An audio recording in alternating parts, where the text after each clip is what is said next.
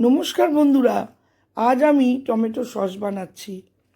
Tomato sauce বানাতে আমি প্রথমে 1 কেজির মতো টমেটো ধুয়ে কেটে নিয়েছি।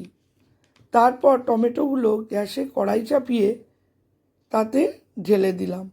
এবার এতে 4-5 কোয়া রসুন, ছোট একটা কালারের জন্য বিট দিলাম, 2-3 কুচি পেঁয়াজ, আদা 2 টুকরো দিয়ে দিলাম।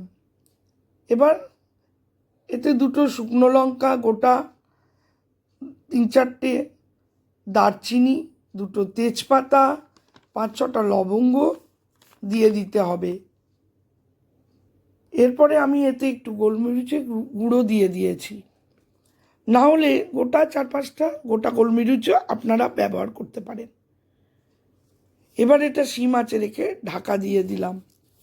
7-8 মিনিট পরে আমি সেদ্ধ হয়ে গেলে ঢাকা খুলে দিয়ে নামিয়ে নিলাম। এবার এর থেকে গোটা তেজপাতা ও দারচিনিগুলো তুলে ফেলে দিয়েছি। ঠান্ডা হয়ে এলে টমেটোর খোসাগুলো ছাড়িয়ে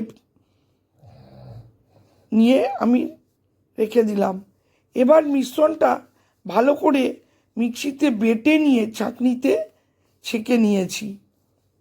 এবার মিশ্রণটাকে গ্যাসে কড়াই চাপিয়ে তাতে ঢেলে দিলাম। এবার তাতে 1/2 কাপ চিনি ও 1 চামচ ভিনিগার দিলাম। এটা প্রিজারভেটিভ হিসাবেও দেওয়া যেতে পারে।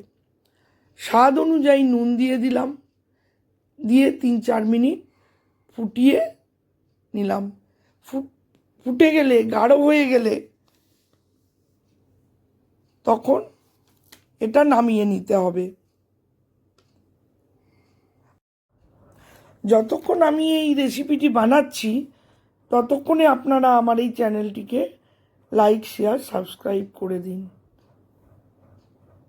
ঘন হয়ে এলে ঠান্ডা করতে হবে।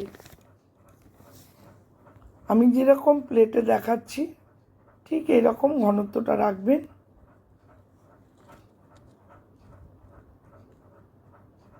তারপর এটা একটা পাত্রে রেখে ঠান্ডা করে নেবেন।